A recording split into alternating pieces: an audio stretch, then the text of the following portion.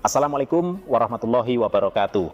Di video kali ini, kita akan mengangkat satu pertanyaan besar yang mungkin juga sedang Anda pikirkan. Dana haji dikemanakan? Jutaan umat Islam Indonesia telah menabung bertahun-tahun demi menunaikan rukun Islam kelima. Tapi,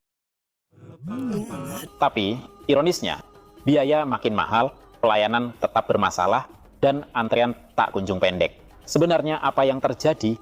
Sebelum kita lanjut, jangan lupa klik like, subscribe, dan aktifkan lonceng. Teman-teman sekalian, tahukah kalian, hingga Mei 2025, total dana haji yang dikelola Badan Pengelola Keuangan Haji (BPKH) mencapai lebih dari 166 triliun rupiah.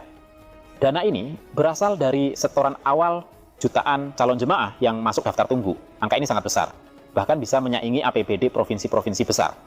Tapi, apakah dana ini benar-benar digunakan untuk mempercepat pemberangkatan, untuk memperbaiki pelayanan, atau justru untuk investasi yang tak jelas akuntabilitasnya? Tahun 2025, pemerintah menetapkan biaya penyelenggaraan ibadah haji (BPIH) sebesar 89,4 juta rupiah per jemaah. Rinciannya, yang dibayar langsung oleh jemaah (BP) adalah 55,4 juta rupiah.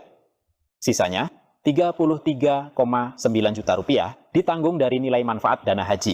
Artinya, memang ada subsidi sekitar 38% yang berasal dari hasil investasi setoran awal. Tapi jangan salah, jemaah tetap perlu melunasi sekitar 30 juta rupiah karena setoran awal 25 juta rupiah sudah dibayar di awal pendaftaran. Namun dengan angka segitu, kenapa tetap banyak jemaah ditelantarkan di Musdalifah, tidak dapat tenda layak di Arafah, kehilangan koper, gagal berangkat karena visa dibatalkan sepihak? Apakah dana sebesar itu tidak cukup untuk layanan dasar dan perlindungan yang bermartabat? BPKH memang menanamkan dana di berbagai instrumen syariah, sukuk negara, deposito, bahkan proyek infrastruktur. Tapi, siapa yang mengawasi? Seberapa transparan pelaporannya ke publik? Audit BPK pernah menemukan beberapa indikasi. Investasi yang tidak punya analisis risiko memadai, laporan publik yang sulit diakses masyarakat, keputusan investasi yang lebih politis daripada profesional. Inilah kenapa kita bertanya, apakah dana haji milik umat ini benar-benar dikelola dengan amanah? Pertanyaan berikutnya, kalau dananya besar, kenapa antrean haji justru makin panjang? Hari ini, calon jemaah harus menunggu 20, 30, bahkan 40 tahun, tergantung daerahnya. Malaysia punya sistem tabung haji, dan mereka bisa beli kuota dari negara lain. Kenapa Indonesia tidak? Kenapa Indonesia tidak membangun akomodasi tetap di Mekah agar tidak tiap tahun menyewa hotel mahal?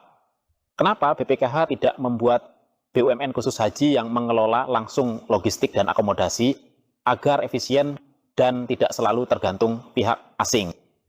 Kita sebagai rakyat punya hak untuk bertanya dan menuntut transparansi.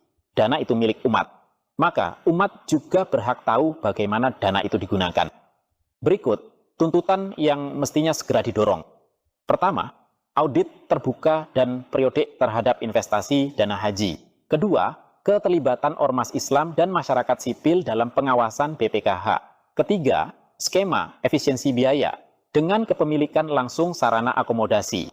Dan yang keempat, diplomasi aktif untuk menambah kuota haji lewat kerja sama negara muslim. Pertanyaannya masih sama, dana haji dikemanakan? Jangan sampai dana umat yang dititipkan demi ibadah suci ini justru dijadikan ladang bisnis elit dan proyek tanpa kontrol publik. Tulis pendapat kalian di kolom komentar. Sampai jumpa di video berikutnya. Wassalamualaikum warahmatullahi wabarakatuh.